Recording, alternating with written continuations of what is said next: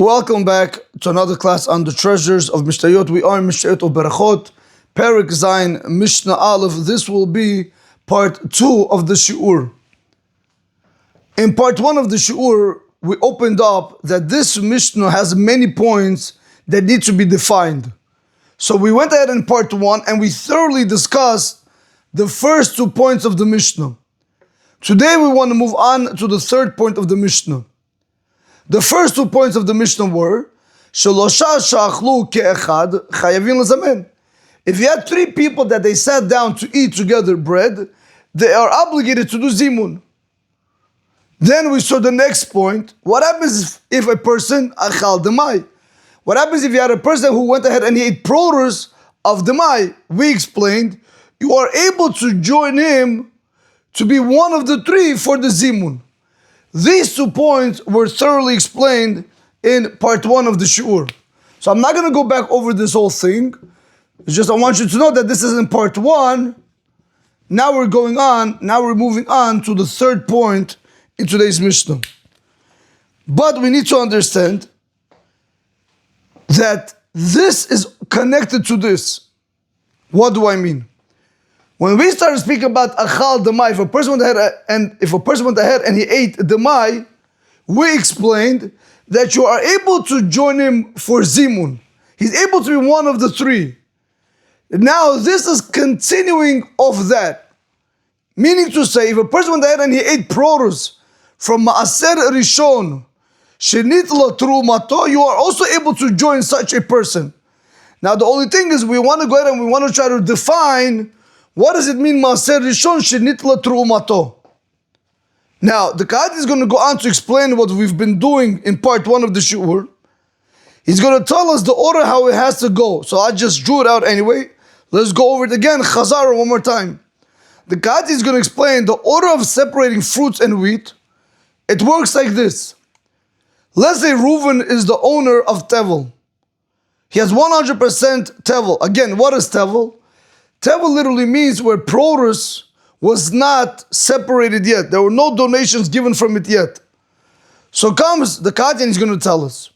Reuven, once he goes ahead and he gathers 100% of Tevel, he has an obligation to give to the Kohen Truma Gedola, which is going to tell us, which is 1/50, meaning to say 2%. So Reuven has an obligation to give the Kohen 2%, which is called Truma Gedola. After Reuven gave the Kohen his portion, Reuven has to go ahead and he has to give the Levi Maser Rishon the first 10%. How much is the first 10%? It's 1/10, meaning 10%. So after Reuven went ahead and he gave the Kohen 2%, now he has to go ahead and give the Levi 10%. After he gave the Levi 10%, Reuven has to take for himself La'atzmo Maser Sheni, the second 10%, which is also 1/10, meaning 10%.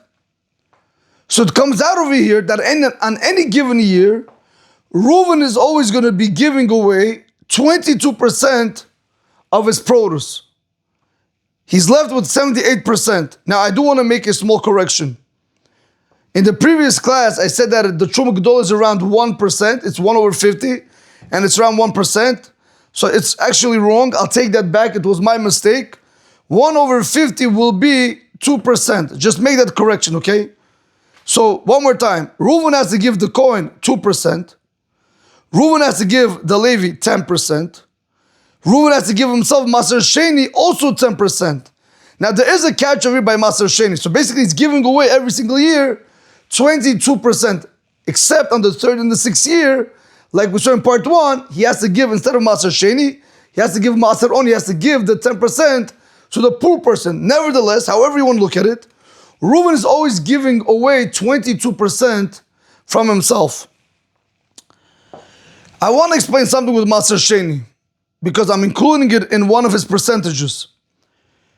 Maser Sheni cannot be eaten outside of Yerushalayim. You have to be able to eat Maser Sheni in Yerushalayim. The produce that you took away from the Tevel, you have to eat this in Yerushalayim. Now what happens if a person has a lot of produce? He's not going to be able to carry everything to Yerushalayim, no problem. we tell him, take the Maser Sheni produce, whatever the value of that produce is, redeem it, put it onto money. Now, once that money has the Kiddush of the Maser Sheni, take that money, because now it's easier, take that money to Yerushalayim and buy produce there and eat the produce in Yerushalayim. So how would it work? Let's say if Maser Sheni is worth, the produce you had was worth, let's say $1,000. You have to go ahead, you have to take $1,000, and now you have to redeem the Maser Sheni onto the money. But there is also a penalty. You also have to add a fifth of the overall price.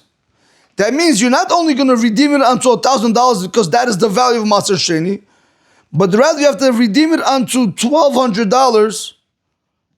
You take this $1,200 to Yerushalayim and you buy produce over there, and now you're able to go ahead and come out of this whole situation of not being able to bring all the fruits over there. So that is the only difference with Maser Sheni. Truma Gedola is given to the Kohen, he could eat it wherever he wants. 10% that's given to the Levi, that's his problem. But when it comes to himself, the Maser Sheni, it must be eaten in Yerushalayim. You can't eat it in Yerushalayim, no problem. Devalue the Maser Sheni onto money, deconsecrate it onto money, add a fifth, which from 1,000 is basically going to be 200. Take $1,200, go to Yerushalayim, buy produce, and eat it in Yerushalayim. So now you avoided bringing all the fruits to Yerushalayim, which is easier.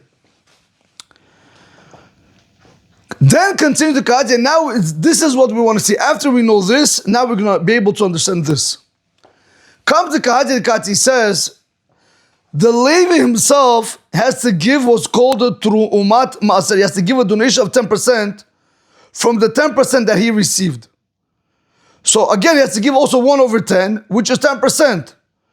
But the only thing with Levi is if he got 10 and he has to give 10%, really he's only given 1% from what he received. Comes out, the Kohen overall is getting 3%, 2% from Reuven, 1% from Levi, so it comes out 3%. Levi in reality is getting only 9% because he had to give 1% away. So I want to tell you like this, Rabotai. When I say over here, Ma'aser Rishon Shenitla Trumato, it means to say that the Levi had Ma'aser Rishon, the 10%, where the Truma was given to the Kohen. So if a person went ahead and he ate produce where the Ma'aser Rishon Shenitla Trumato was done, meaning to say that the Levi had produce of 10%, he gave away 1%, he's left with 9%, and you went ahead and you ate from these 9% of produce. The Mishnah is going to teach us you are able to join such a person for ZIMUN. He's able to be one of the 3 people to make ZIMUN. So one more time. Whenever I'm going to say Maser Rishon Shenitla Trumato, understand, the Maser Rishon that the Levi received, where the Truma was already given to the Kohen, if somebody went ahead and he ate from this produce, we're going to tell you you're still allowed to go ahead and join him to be part of the ZIMUN. Now there's a very important fact we have to know. Now Rabota, I am not the best artist out there, but I try to do my best. This language you'll see a lot, especially in the Gemara, which is called Miruach Hakeri Begoren. Miruach Hakeri literally means the pile. Miruach literally means to straighten out, I will explain. Begoren literally means the threshing floor. So how did it work? When a person, these are stalks by the way, these are called shibulim, wheat stalks. A person would go out to his field, he would harvest, he would cut the wheat. Then he would bundle them, let's say 1, 2, 3, 4. Then he would go ahead and he would take them and he would bring it to the threshing floor. What was the threshing floor? Where they would have animals that they would walk over the wheat in order to go ahead and break the chaff and the kernel and the husk one from another. Because remember, we needed to make flour from it. So once they went ahead and they collected the stalk, the wheat stalks, Then they would bring it to the threshing floor. What they do? First they went there, they threshed it, they made animals walk over it.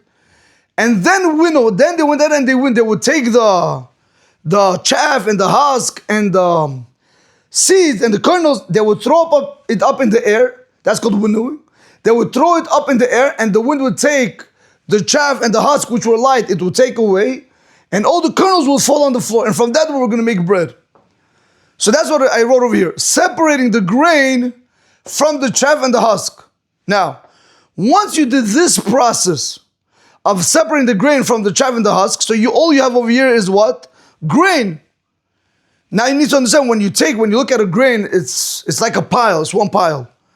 You still are not obligated to give no trumot, no maser from here. When do you start giving it? So I want to tell like this. Let's imagine that this is a shovel. I'm going to give you an example.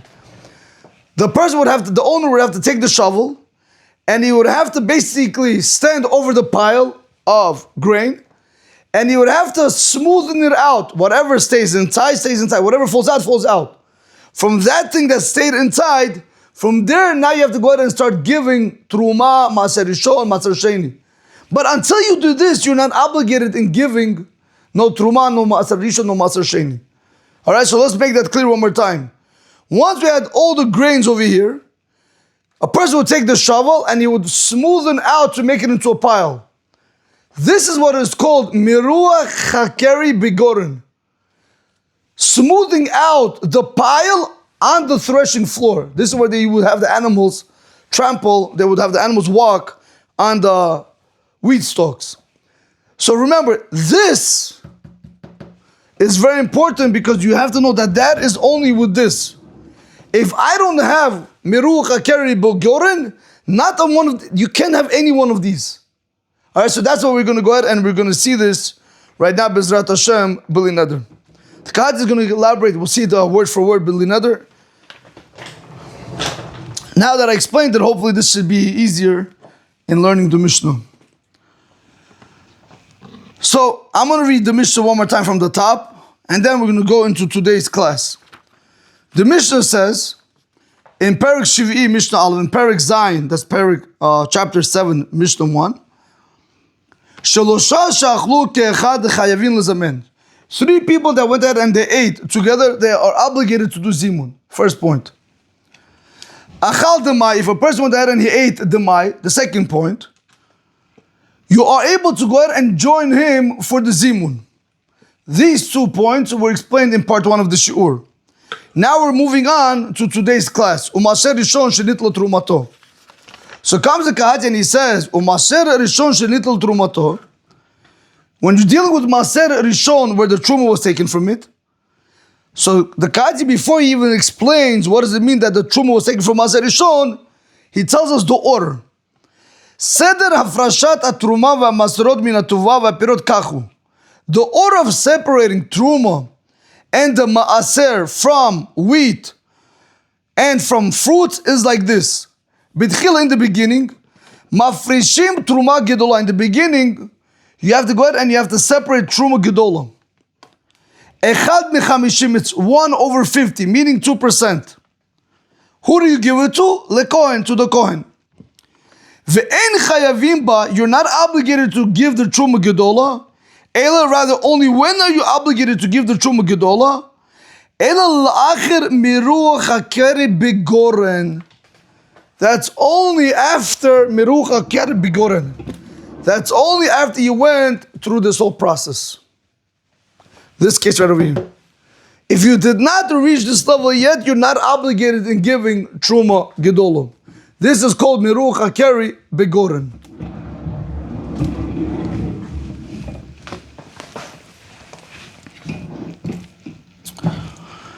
The Kahati brings down over here in parentheses, what does it mean, Miruach HaKeri Begoren? So he says,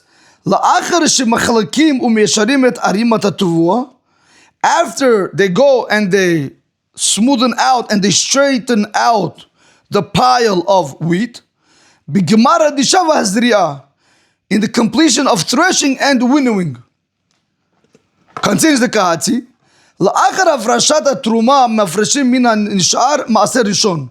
After you separated, after Reuven went ahead and he separated Truma Gedolah to the Kohen, you have to go ahead and you have to separate from what is left, Maaser Rishon, and who's that giving to? That's given to Levi. How much is given to Levi? Echad me'asara. 1 from 10, meaning 10%. Acharei Maaser Rishon mavrim Maaser Sheni. After Maaser Rishon, once you gave the Maaser Rishon to the Levi, you have to go ahead and you have to separate now Maaser Sheni. Shema'alim oto o damei pidino liyushalayim. That we're going to bring up the fruits or the money of the fruit to Yerushalayim. Because like I explained, you could only eat it in Yerushalayim.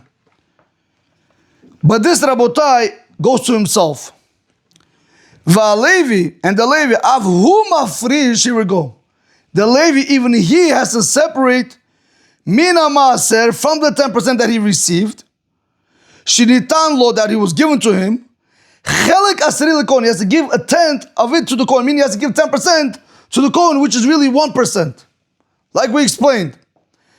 Vezeu anikra trumat maaser. This is called trumat maaser. He's giving a donation from the maaser that he received. Or you could call this, by the Levi, when he's giving the trumat maaser, you could call it o maaser mina maaser, or he's giving 10% from the 10% that he received. Okay? Now, the Kahati begins explaining what the Mishnah wanted to say. Mishnatenu ba'al lamed, the Mishnah comes to teach us, she'im achal adam ma'aser rishon shenit la trumato. If a person ate from ma'aser rishon, from produce of ma'aser rishon, where the truma was given, right over here, from the 9%, he tells us which is called, right, the trumat maaser, meaning, one second. Mishnatenu ba'al lamed, she'im achal adam ma'aser rishon shenit la trumato. That if a person went ahead and he ate from produce, from Maaser Rishon, where the truma was given from it, meaning the Trumat Maaser, basically if he ate from the 9% of produce, even though from this 10% that the Levi had received, the Truma Gedola was not given yet. Now bear with me, I'm going to explain this. Kigon, for example, Shigdim Alevi litolet ma'asaro bishibelim kodem shenatal memeno hakohen truma gidola. You would have thought to say to yourself, what's the problem? I don't understand. If a person is eating produce from Maaser Rishon where the truma was given, meaning from the 9%, what's the problem? What prohibition am I doing? So comes the Kahati and he says, you know what happened over here? He says, Kigon, for example, Shigdim Alevi litol et ma'asaro bishibelim kodem shenatal memeno hakohen truma gidola. I want to show you like this. What did the Levi do? The Levi came earlier to Reuven's house. He saw Reuven already, he had all the shibulim, the wheat stalks, before they were in this state, before they were mirucha keri bigoren. So he didn't take it like this. He went and he took it while they were still here, where they were not threshed, they were not winnowed, nothing. He went ahead and he took his 10%, the 10% that's coming to him from those wheat stalks that were like this and not like this. So the Kahati is telling us he preceded the Kohen over here, while the Kohen is only able to get it over here. So he went and he outdid the Kohen and he got it over here. Continues the Kahati and he says, Hareu misaref li ZIMUN. You are able to go ahead and even join such a person to ZIMUN. I would have thought to say, 1 second, from this 10%, the Truma Gedol was not given yet. Because remember, I have to first give the Truma Gedol to the Kohen. If I didn't give the Truma Gedol to the Kohen, maybe what I'm eating is asur. Well, technically, it is a problem, but we're going to see why it's mutar. But even though the Kohen went ahead and he preceded, not the Kohen, even though the Levi went ahead and he preceded the Kohen over here, he took his 10% over here, while the Kohen has to take his 2% from here. Nevertheless, we're going to tell you are able to join such a person into ZIMUN, even though he didn't wait until the Kohen took his share. So he explains why. Since the Levi accepted his maaser, his 10%, bishibulim, while they were still wheat stalks, which means to say, before the wheat produce was obligated in truma. Like we explained above, when is the person obligated to give him the truma gedola? Only when it's mirucha keri. But if it's not mirucha keri, he's not obligated to give him truma gedola. Good. So came the Levi, he preceded him. Harehu patur melahafrish memenu truma gedola. Levi is patur from giving the truma gedola, meaning the 2% now to the Kohen. Because remember, I have trumat maser, which really is 10%, but let's just say it's 1% because 10 over 10 is 1%. So really, the Levi gave the 1% to the Kohen. But was he supposed to also give the 2% because no 2% was given from him? No 2% was given from here. So comes the Kahat and he says like this, Hareu patur melahafrish memenu truma gedola. He is patur from separating from it truma gedola. Yeah, he has to go ahead and he has to give the trumat maser. He has to give his own 10%, which is really the 1%. But he's not obligated to give also the truma gedola. Remember, it's still not a carry. I can only start giving truma gedola when it's a carry. So continues the Kahat and he says, Shekatu, because it's written in Parsha Bamidbar and Perek Yudchet Pasuk Chavav. The Pasuk says over there, V'harimotem mimenu, go ahead and donate from him, Trumat Hashem, the donation of Hashem. But listen what the Pasuk says. Ma'aser min ha-ma'aser. The Levi is obligated to go ahead and he has to donate from it. Ma'aser, meaning from what he got, from the ma'aser. So he explains over here, I'm going to write this down. I think this is a little bit confused. I'm going to write it down. All right, let's do it like this. Let me do it right like this now. I'm going to erase this. All right, this is, we don't need that. That's it.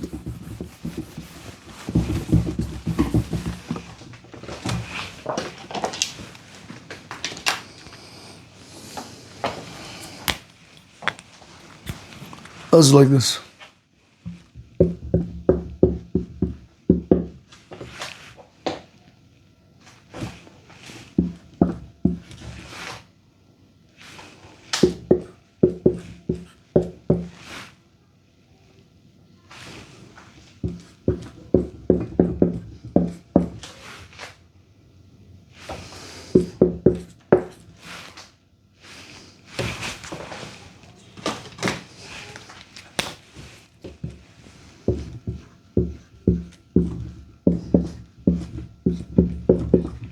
All right, so watch this carefully.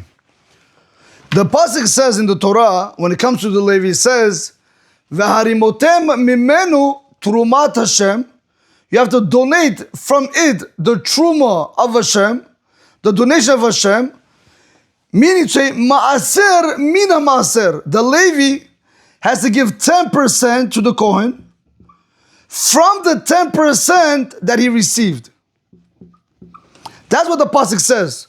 So comes the Kahat and he explains, maaser mina maaser v'lo truma gedola utrumut maaser mina maaser. When it said this, remember this is the whole pasuk, Rabotai. Comes the Kahat and he says, when it says over here, "V'harimotem mimenu trumat Hashem maaser mina maaser," that you have to give 10% from 10%, you have to learn it means 10% from 10%, and not 10% from 10% plus the Truma Gedola. That's not what it says. Yes, guys, you guys are with me? Watch this one more time. Watch this one more time. When the Torah said that the Levi has to give 10%, when is he obligated to give 10%? From which 10% is he obligated? He's obligated to give 10% from his 10%. That's what the Torah says. V'harimotem mimenu trumat Hashem maaser mina. That's all it says. You have to give 10% from your 10%. It doesn't say in the Torah you have to give, the Levi has to give 10% from the 10% plus the Truma Gedola. And that's what the Kahat is telling us. That's why he says, even though you're right, the Levi, he shouldn't have done that. The Levi went ahead and he preceded the Kohen by taking his 10% over here. But he gave his 1% to the Kohen. I would have to say maybe let him also give 2% the Truma Gedola because, listen, the Kohen didn't take his portion. You basically in a way took something away from the Kohen Gadol. From the regular Kohen. So the Torah says, no, you can't obligate him this 2%. Number one, it's not carry, it's not mirucha carry. It's not a pile.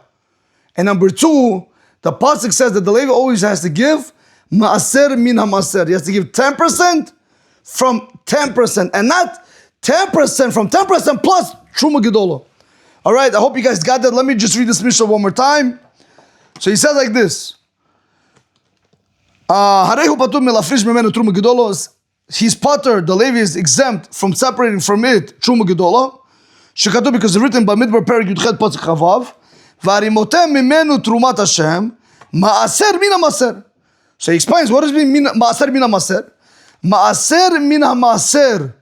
The Levi is obligated to give the Maaser from the Maser that he received to the Kohen. That's all he's obligated in giving. That pasuk does not teach you that he has to give the Truma Gedola plus the Maser from the Maser. So it comes out of here, Rabotai. So what is the Mishnah really teaching us over here? Let's go back over here. What is the Mishnah really teaching us? We're going to have the understanding like this now. We said in the Mishnah, simple. Achal demai, if a person ate demai, you are able to join him to be one of the three for zimun. Today's class we saw, what happens if a person ate from produce, ma'aser rishon shenitlo trumato. If a person went ahead and he ate from the 9% of the produce where the truma was given to the Kohen, not the truma, where the truma maser was given to the Kohen, we're going to tell you, you're allowed to go ahead and join him. 1 second. But I have a problem. He didn't give the Truma Gedola. You're right. He's not obligated in giving the Truma Gedola. That he doesn't have to do. What the Levi did, it's one thing. Yeah, he preceded him in taking the wheat stalks. So really, the Kohen is losing out something. Because instead of having now, let's say 100%, where he would have got 2% from 100%, now really he's getting 2% from 90%. So really you cheated him. So maybe we should make the Levi give him 2%. No, he doesn't have to give it.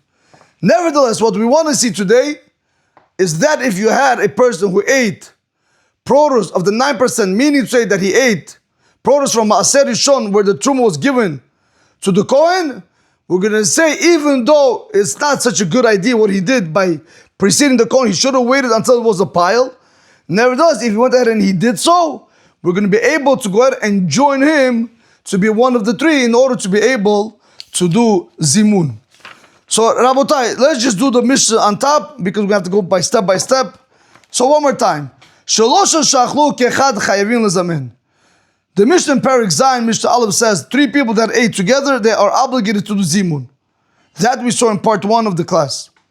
Achal demai, if a person went ahead and he ate demai, which we also saw in part 1 of the class. Now, what happens? Achal, now also you have to say achal demai, if a person ate demai, Umaaser Rishon shenitlo trumato, and a person also ate from produce, which is Maaser Rishon, where the truma was given to the Kohen. What are we going to tell you? You are able to go ahead and you are able to join them two to be one of the 3 for Zimun. Rabotai, have a great day. Be'ezrat Hashem b'leneder. We will begin in the following class. We're going to start speaking about Umaaser Sheni ve'hegdish, that were redeemed and so on and so forth. Have a great day. Baruch Adonai L'olam. Amen ve'amen.